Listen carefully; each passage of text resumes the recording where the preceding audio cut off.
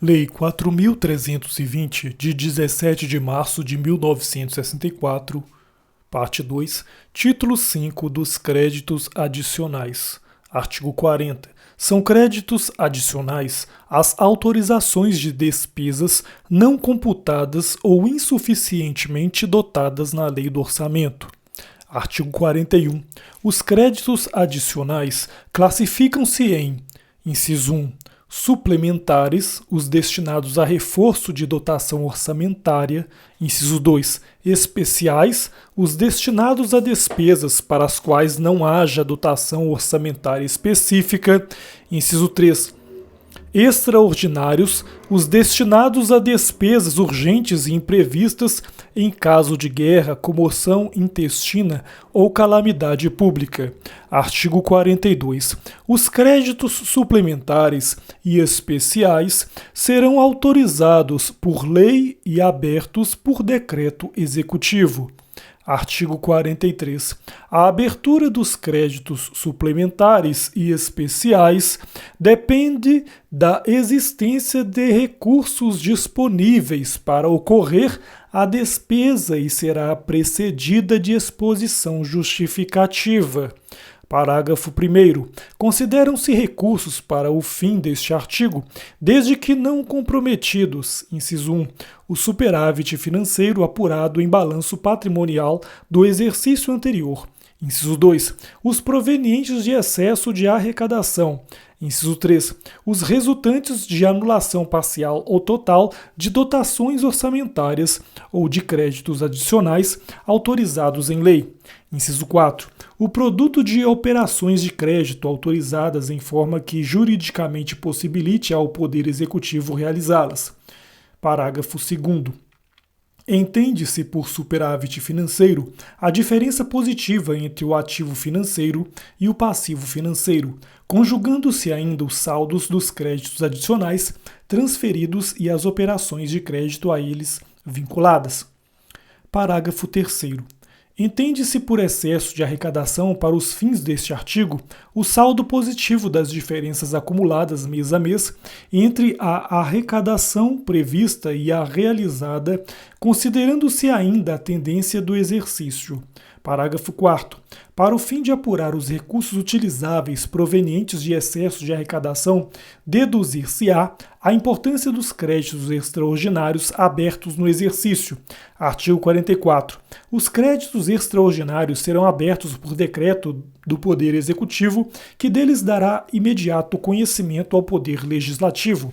Artigo 45. Os créditos adicionais terão vigência adstrita ao exercício financeiro em que forem abertos, salvo expressa disposição legal em contrário, quanto aos especiais e extraordinários. Artigo 46. O ato que abrir crédito adicional indicará a importância, a espécie do mesmo e a classificação da despesa até onde for possível. Título 6 da execução do orçamento. Capítulo 1 da programação da despesa. Artigo 47.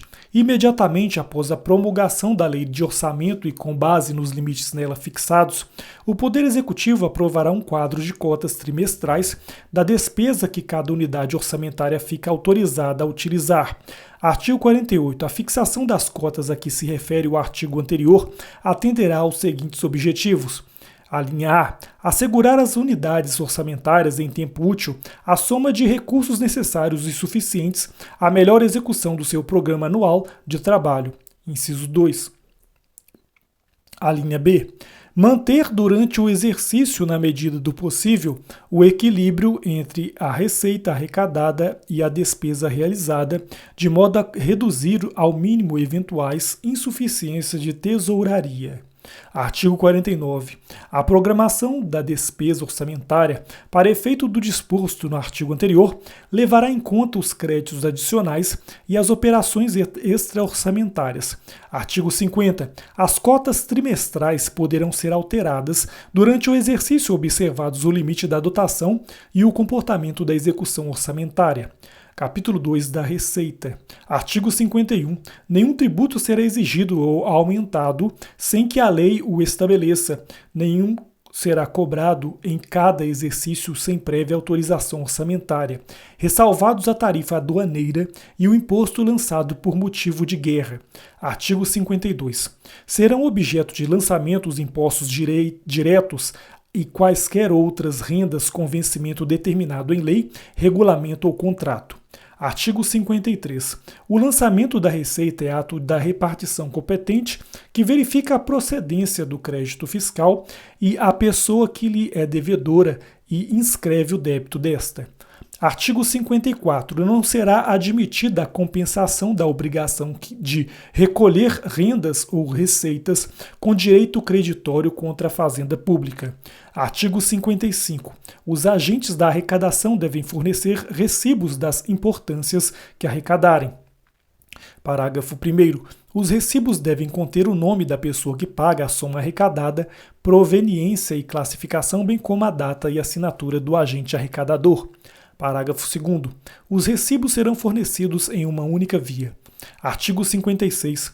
O recolhimento de todas as receitas far-se-á em estrita observância ao princípio de unidade de tesouraria, vedada qualquer fragmentação para a criação de caixas especiais. Artigo 57. Ressalvado o disposto no parágrafo único do artigo 3 desta lei, serão classificadas como receita orçamentária sob as rúbricas próprias todas as receitas arrecadadas, inclusive as provenientes de operações de crédito, ainda que não previstas no orçamento. Capítulo 3 da despesa. Artigo 58. O empenho de despesa é ato emanado de autoridade competente que cria para o Estado obrigação de pagamento pendente ou não de implemento de condição. Artigo 59. O empenho da despesa não poderá exceder o limite dos créditos concedidos. Parágrafo 1º. Ressalvado o disposto no artigo 67 da Constituição Federal, é vedado aos municípios empenhar no último mês do mandato do prefeito mais do que o 1/10 da despesa prevista no orçamento vigente. Parágrafo 2º. Fica também vedado aos municípios no mesmo período assumir por qualquer forma compromissos financeiros para execução depois do término do mandato do prefeito. Parágrafo 3º. As disposições dos parágrafos anteriores não se aplicam nos casos comprovados de calamidade pública. Parágrafo 4º. Reputam-se nulos e de nenhum efeito os empenhos e atos praticados em desacordo com o disposto nos parágrafos 1º e 2º deste artigo, sem prejuízo da responsabilidade do prefeito nos termos do artigo 1º, inciso 5, do Decreto-Lei nº 201, de 27 de fevereiro de 1967. Artigo 60. É vedada a realização de despesa sem prévio empenho. Parágrafo 1º. Em casos especiais previstos na legislação específica, será dispensada a emissão da nota de empenho. Parágrafo 2º. Será feito por estimativo o empenho da despesa cujo montante não possa determinar. Parágrafo 3º. É permitido o empenho global de despesas contratuais e outras sujeitas a parcelamento. Artigo 61. Para cada empenho será extraído um documento denominado nota de empenho, que indicará o nome do credor, a especificação e a importância da despesa, bem como a dedução desta do saldo da dotação própria. Artigo 62. O pagamento da despesa só será efetuado quando ordenado após sua regular liquidação. Artigo 63. A liquidação da despesa consiste na verificação do direito adquirido pelo credor, tendo por base os títulos e documentos comprobatórios do respectivo crédito. Parágrafo 1º. Essa verificação tem por fim apurar, inciso 1, a origem e objeto do que se deve pagar, inciso 2, a importância exata a pagar, inciso 3, a quem se deve pagar a importância para extinguir a obrigação, parágrafo 2º, a liquidação da despesa por fornecimentos feitos ou serviços prestados terá por base, inciso 1, o contrato, ajuste ou acordo respectivo, inciso 2, a nota de empenho, inciso 3. Os comprovantes da entrega do material ou da prestação efetiva do serviço. Artigo 64. A ordem de pagamento é o despacho exarado por autoridade competente determinando que a despesa seja paga. Parágrafo único. A ordem de pagamento só poderá ser exarada em documentos processados pelos serviços de contabilidade. Artigo 65. O pagamento da despesa será efetuado por tesouraria ou pagadoria regularmente instituídas por estabelecimentos bancários credenciados em casos excepcionais por meio de adiantamento. Artigo 66. As dotações atribuídas às diversas unidades orçamentárias poderão, quando expressamente determinado na Lei de Orçamento, ser movimentadas por órgãos centrais de administração geral.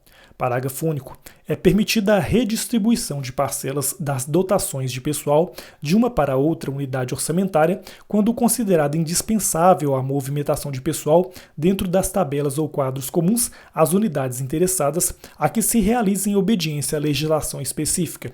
Artigo 67. Os pagamentos devidos pela Fazenda Pública em virtude de sentença judiciária far-se-ão na ordem de apresentação dos precatórios e à conta dos créditos respectivos, sendo proibida a designação de casos ou de pessoas nas dotações orçamentárias e nos créditos adicionais abertos para esse fim. Artigo 68. O regime de adiantamento é aplicável aos casos de despesas expressamente definidos em lei e consiste na entrega de numerário a servidor sempre precedida de empenho na dotação própria para o fim de realizar despesas que não possam subordinar-se ao processo normal de aplicação. Artigo 69. Não se fará adiantamento a servidor em alcance nem a responsável por dois adiantamento. Artigo 70. A aquisição de material, o fornecimento e a adjudicação de obras e serviços serão regulados em lei, respeitado o princípio da concorrência. Título 7 dos Fundos Especiais. Artigo 71. Constitui fundo especial o produto de receitas especificadas que, por lei, se vinculam à realização de determinados objetivos ou serviços, facultada a adoção de normas peculiares de aplicação. Artigo 72. A aplicação das receitas orçamentárias vinculadas a fundos especiais far-se-á através de dotação consignada na Lei de Orçamento ou em créditos adicionais. Artigo 73. Salvo determinação em contrário da lei que o instituiu, o saldo positivo do fundo especial apurado em balanço será transferido para o exercício seguinte a crédito do mesmo fundo. Artigo 74. A lei que instituir fundo especial poderá determinar normas peculiares de controle, prestação e tomada de contas, sem de qualquer modo elidir a competência específica do Tribunal de Contas ou órgão equivalente. Título 8 do Controle da Execução Orçamentária, Capítulo 1, Disposições Gerais. Artigo 75. O controle da execução orçamentária compreenderá, inciso 1, a legalidade dos atos de que se resultem a arrecadação da receita ou a realização da despesa, o nascimento ou extinção de direitos e obrigações. Inciso 2. A fidelidade funcional dos agentes da administração responsáveis por bens e valores públicos. Inciso 3. O cumprimento do programa de trabalho expresso em termos monetários e em termos de realização de obras e prestação de serviços. Capítulo 2 do Controle Interno. Artigo 76. O Poder Executivo exercerá os três tipos de controle a que se refere o artigo 75, sem prejuízo das atribuições do Tribunal de Contas ou órgão equivalente. Artigo 77. A verificação da legalidade dos atos de execução orçamentária será prévia, concomitante e subsequente. Artigo 78. Além da prestação ou tomada de contas anual, quando instituída em lei ou por fim de gestão, poderá haver, a qualquer tempo, levantamento, prestação ou tomada de contas de todos os responsáveis por bens ou valores públicos. Artigo 79. Ao órgão incumbido da elaboração da proposta orçamentária ou a outro indicado na legislação caberá o controle estabelecido no inciso 3 do artigo 75. Parágrafo único. Esse controle far-se-á quando o for o caso, em termos de unidades de medida previamente estabelecidas para cada atividade. Artigo 80. Compete aos serviços de contabilidade ou órgãos equivalentes verificar a exata observância dos limites das cotas trimestrais atribuídas a cada unidade orçamentária dentro do sistema que for instituído para esse fim. Capítulo 3 do Controle Externo. Artigo 81. O controle da execução orçamentária pelo Poder Legislativo terá por objetivo verificar a probidade da administração, a guarda e legal emprego dos dinheiros públicos e o cumprimento da lei do orçamento. Artigo 82. O Poder Executivo anualmente prestará contas ao Poder Legislativo no prazo estabelecido nas Constituições ou nas leis orgânicas dos municípios. Parágrafo 1º. As contas do Poder Executivo serão submetidas ao Poder Legislativo com parecer prévio do Tribunal de Contas ou órgão equivalente. Parágrafo 2º. Quando no município não houver Tribunal de Contas ou órgão equivalente, a Câmara de Vereadores poderá designar peritos contadores para verificarem as contas do prefeito e sobre elas emitirem parecer. Título 9 da Contabilidade, capítulo 1, Disposições Gerais. Artigo 83. A contabilidade evidenciará, perante a Fazenda Pública, a situação de todos os quantos, de qualquer modo, arrecadem receitas, efetuem despesas, administrem ou guardem bens a ela pertencentes ou confiados.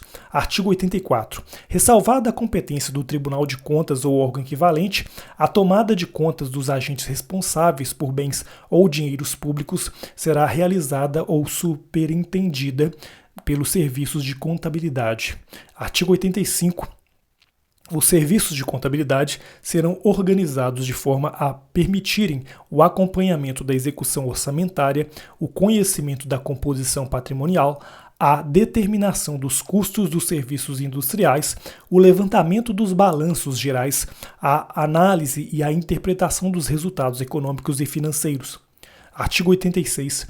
A escrituração sintética das operações financeiras e patrimoniais efetuar-se-á pelo método das partidas dobradas. Artigo 87. Haverá controle contábil dos direitos e obrigações oriundos de ajustes ou contratos em que a administração pública for parte. Artigo 88. Os débitos e créditos serão escriturados com individuação do devedor ou do credor e especificação da natureza, importância e data do vencimento quando fixada. Artigo 89. A contabilidade evidenciará os fatos ligados à administração orçamentária, financeira, patrimonial e industrial. Capítulo 2 da Contabilidade Orçamentária e Financeira. Artigo 90. A contabilidade deverá evidenciar em seus registros o montante dos créditos orçamentários vigentes, a despesa empenhada e a despesa realizada à conta dos mesmos créditos e as dotações disponíveis. Artigo 91. O registro contábil da receita e da despesa far-se-á de acordo com as especificações constantes da Lei de Orçamento e dos créditos adicionais. Artigo 92. A dívida flutuante compreende, inciso 1, os restos a pagar excluídos os serviços da dívida. Inciso 2. Os serviços da dívida a pagar. Inciso 3. Os depósitos. Inciso 4. Os débitos de tesouraria. Parágrafo único. O registro dos restos a pagar far-se-á por exercício e por credor, distinguindo-se as despesas processadas das não processadas. Artigo 93. Todas as operações de que resultem débitos e créditos de natureza financeira, não compreendidas na execução orçamentária, serão também objeto de registro, individuação e controle contábil. Capítulo 3 da Contabilidade Patrimonial e Industrial. Artigo 94. Haverá registros analíticos de todos os bens de caráter permanente, com indicação dos elementos necessários para a perfeita caracterização de cada um deles e dos agentes responsáveis pela sua guarda e administração. Artigo 95. A contabilidade manterá registros sintéticos dos bens móveis e imóveis. Artigo 96. O levantamento geral dos bens móveis e imóveis terá por base o inventário analítico de cada unidade administrativa e os elementos da escrituração sintética na contabilidade. Artigo 97. Para fins orçamentários e determinação dos devedores, far-se-á o registro contábil das receitas patrimoniais, fiscalizando-se sua efetivação. Artigo 98. A dívida fundada compreende os compromissos de exigibilidade superior a 12 meses contraídos para atender a desequilíbrio orçamentário ou financeiro de obras e serviços públicos. Parágrafo único. A dívida fundada será escriturada com individuação e especificações que permitam verificar a qualquer momento a posição dos empréstimos, bem como os respectivos serviços de amortização e juros. Artigo 99. Os serviços públicos industriais, ainda que não organizados como empresa pública ou autárquica, manterão contabilidade especial para a determinação dos custos, ingressos e resultados, sem prejuízo da escrituração patrimonial e financeira comum. Artigo 100. As alterações da situação líquida patrimonial que abrangem os resultados da execução orçamentária, bem como as variações independentes dessa execução e as superveniências e insubsistências ativas e passivas, constituirão elementos da conta patrimonial. Capítulo 4 dos balanços. Artigo 101. Os resultados gerais do exercício serão demonstrados no balanço orçamentário, no balanço financeiro, no balanço patrimonial, na demonstração das variações patrimoniais, segundo os anexos números 12, 13, 14 e 15 e os quadros demonstrativos constantes dos anexos números 1, 6, 7, 8, 9, 10, 11, 16 e 17. Artigo 102. O balanço orçamentário demonstrará as receitas e despesas previstas em confronto com as realizadas. Artigo 103. O balanço financeiro demonstrará a receita e a despesa orçamentárias, bem como os rendimentos e os pagamentos de natureza extra-orçamentária, conjugado com os saldos em espécie provenientes do exercício anterior e os que se transferem para o exercício seguinte.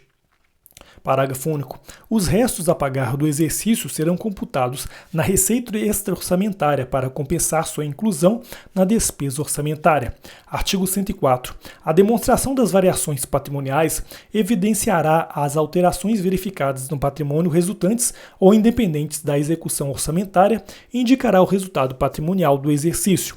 Artigo 105. O balanço patrimonial demonstrará, inciso 1, o ativo financeiro, inciso 2, o ativo permanente, inciso 3, o ativo financeiro, inciso 4, o passivo permanente, inciso 5, o saldo patrimonial, inciso 6, as contas de compensação, parágrafo 1º. O ativo financeiro compreenderá os créditos e valores realizáveis, independentemente de autorização orçamentária e os valores numerários. Parágrafo 2º. O ativo permanente compreenderá os bens, créditos e valores cuja mobilização ou alienação dependa de autorização legislativa. Parágrafo 3º. O passivo financeiro compreenderá as dívidas fundadas e outras pagamento independe da autorização orçamentária. Parágrafo 4º. O passivo permanente compreenderá as dívidas fundadas e outras que dependam de autorização legislativa para amortização ou resgate. Parágrafo 5º. Nas contas de compensação serão registradas os bens, valores, obrigações e situações que não compreendidas nos parágrafos anteriores e que, imediata ou indiretamente, possam vir a afetar o patrimônio. Artigo 106. A avaliação dos elementos patrimoniais obedecerá às normas seguintes. Inciso 1. Os débitos e créditos, bem como os títulos de renda pelo seu valor nominal, feita a conversão, quando em moeda estrangeira, a taxa de câmbio vigente na data do balanço. Inciso 2. Os bens móveis e imóveis, pelo valor de aquisição ou pelo custo de produção ou de construção. Inciso 3. Os bens de almoxarifado pelo preço médio ponderado das compras. Parágrafo 1º. Os valores em espécie, assim como os débitos e créditos quando em moeda estrangeira, deverão figurar ao lado das correspondentes importâncias em moeda nacional. Parágrafo 2º. As variações resultantes da conversão dos débitos, créditos e valores em espécie serão levados à conta patrimonial. Parágrafo 3º. Poderão ser feitas reavaliações dos bens móveis e imóveis. Título 10 das autarquias e outras entidades. Artigo 107. As entidades autárquicas ou paraestatais, inclusive de previdência social ou investidas de delegação para arrecadação de contribuições para fiscais da União, dos Estados, dos municípios do Distrito Federal, terão seus orçamentos aprovados por decreto do Poder Executivo, salvo se disposição legal expressa determinar que o sejam pelo Poder Legislativo. Parágrafo único. Compreendem-se nessa disposição as empresas com autonomia financeira e administrativa, cujo capital pertencer integralmente ao poder público. Artigo 108. Os orçamentos das entidades referidas no artigo anterior vincular-se-ão ao orçamento da União, dos Estados, dos municípios e do Distrito Federal pela inclusão. Inciso 1. Como receita, salvo disposição legal em contrário do saldo positivo previsto entre os totais das receitas e despesas. Inciso 2. Como subvenção econômica na receita do orçamento da beneficiária, salvo disposição legal em contrário do saldo negativo previsto entre os totais das receitas e despesas. Parágrafo 1º. Os investimentos ou inversões financeiras da União, dos Estados, dos municípios do Distrito Federal, realizados por intermédio das entidades aludidas no artigo anterior, serão classificados como receita de capital destas e despesa de transferência de capital daqueles. Parágrafo 2º. As previsões para depreciação serão computadas para efeito de apuração do saldo líquido das mencionadas entidades. Artigo 109. Os orçamentos e balanços das entidades compreendidas no artigo 107 serão publicados como complemento dos orçamentos e balanços da União, dos Estados, dos municípios e do Distrito Federal a que se estejam vinculados. Artigo 110. Os orçamentos e balanços das entidades já referidas obedecerão aos padrões e normas instituídas por esta lei, ajustados às respectivas peculiaridades. Parágrafo único. Dentro do prazo que a legislação fixar, os balanços serão remetidos ao órgão central de contabilidade da União, dos Estados, dos municípios do Distrito Federal para fins de incorporação dos resultados, salvo disposição legal em contrário. Título 11. Disposições finais. Artigo 111. O Conselho Técnico de Economia e Finanças do Ministério da Fazenda, além de outras apurações para fins estatísticos de interesse nacional, organizará e publicará o balanço consolidado das contas da União, Estados, municípios, Distrito Federal, suas autarquias e outras entidades, bem como um quadro estruturalmente idêntico, baseado em dados orçamentários. Parágrafo 1º. Os quadros referidos neste artigo terão estrutura do anexo número 1. Parágrafo 2º. O quadro baseado nos orçamentos será publicado até o último dia do primeiro semestre do próprio exercício e o baseado aos balanços até o último dia do segundo semestre do exercício imediato àquele que se referirem. Artigo 112. Para cumprimento do disposto no artigo procedente, a União, os Estados, os municípios e o Distrito Federal remeterão ao mencionado órgão até 30 de abril os orçamentos do exercício e até 30 de junho os balanços do exercício anterior. Parágrafo único. O pagamento pela União de auxílio ou contribuição a Estados, municípios ou Distrito Federal, cuja concessão não decorra de imperativo constitucional, dependerá de prova do atendimento ao que se determina neste artigo. Artigo 113. Para fiel e uniforme aplicação das presentes normas, o Conselho Técnico de Economia e Finanças do Ministério da Fazenda atenderá a consultas, coligirá elementos, promoverá o intercâmbio de dados informativos, expedirá recomendações técnicas quando solicitadas e atualizará sempre que julgar conveniente os anexos que integram a presente lei. Parágrafo único. Para os fins previstos neste artigo, poderão ser promovidas, quando necessário, conferências ou reuniões técnicas com a participação de representantes das entidades abrangidas por essas normas.